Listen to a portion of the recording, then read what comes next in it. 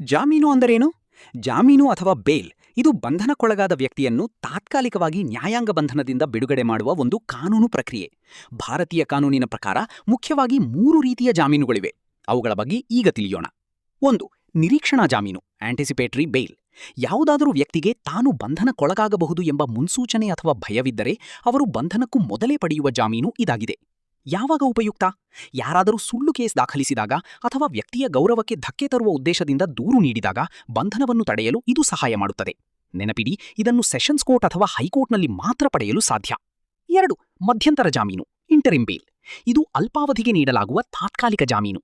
ಸಾಮಾನ್ಯ ಜಾಮೀನಿನ ಅರ್ಜಿ ನ್ಯಾಯಾಲಯದಲ್ಲಿ ಬಾಕಿ ಇರುವಾಗ ಆ ಅರ್ಜಿ ಇತ್ಯರ್ಥವಾಗುವವರೆಗಿನ ಬಿಡುವಿನ ಸಮಯದಲ್ಲಿ ಇದನ್ನು ನೀಡಲಾಗುತ್ತದೆ. 3. ಸಾಮಾನ್ಯ ಜಾಮೀನು ರೆಗ್ಯುಲರ್ ಬೇಲ್.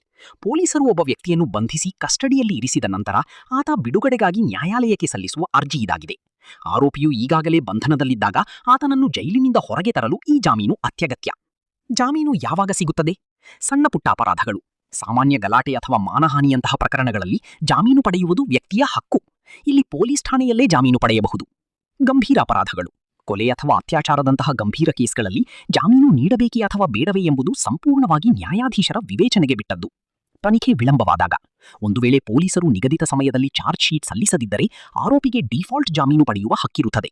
ಜಾಮೀನು ಸಿಗಲು ಇರುವ ಷರತ್ತುಗಳೇನು? ಕೋರ್ಟ್ ಜಾಮೀನು ನೀಡುವಾಗ ಸುಮ್ಮನೆ ಬಿಡುವುದಿಲ್ಲ, ಕೆಲವು ಕಟ್ಟುನಿಟ್ಟಾದ ಷರತ್ತುಗಳನ್ನು ವಿಧಿಸುತ್ತದೆ. ಶ್ಯೂರಿಟಿ, ಆರೋಪಿಯು ತಪ್ಪಿಸಿಕೊಳ್ಳದೆ ಕೋರ್ಟಿಗೆ ಹಾಜರಾಗುತ್ತಾನೆ ಎಂದು ಗ್ಯಾರಂಟಿ ನೀಡುವ ವ್ಯಕ್ತಿ ಇರಬೇಕು. ಸಾಕ್ಷ್ಯ ನಾಶ ಮಾಡಬಾರದು, ದೂರುದಾರರಿಗೆ ಅಥವಾ ಸಾಕ್ಷಿಗಳಿಗೆ ಯಾವುದೇ ಕಾರಣಕ್ಕೂ ಬೆದರಿಕೆ ಹಾಕಬಾರದು.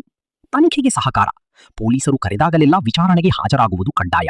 ಒಂದು ಮುಖ್ಯ ಎಚ್ಚರಿಕೆ: ಒಮ್ಮೆ ಜಾಮೀನು ಸಿಕ್ಕಿದ ಮೇಲೆ ಅದು ಶಾಶ್ವತವಲ್ಲ. ಆರೋಪಿಯು ನ್ಯಾಯಾಲಯ ವಿಧಿಸಿದ ಷರತ್ತುಗಳನ್ನು ಉಲ್ಲಂಘಿಸಿದರೆ ಅಥವಾ ತನಿಖೆಗೆ ಅಡ್ಡಪಡಿಸಿದರೆ ಪೊಲೀಸರು ತಕ್ಷಣವೇ ಜಾಮೀನು ರದ್ದುಗೊಳಿಸಲು ಅರ್ಜಿ ಸಲ್ಲಿಸಬಹುದು. ನೆನಪಿಡಿ, ಜಾಮೀನು ಪಡೆಯುವುದು ನಿಮ್ಮ ಹಕ್ಕು ಹೌದು, ಆದರೆ ಅದು ಷರತ್ತುಬದ್ಧ ಹಕ್ಕು.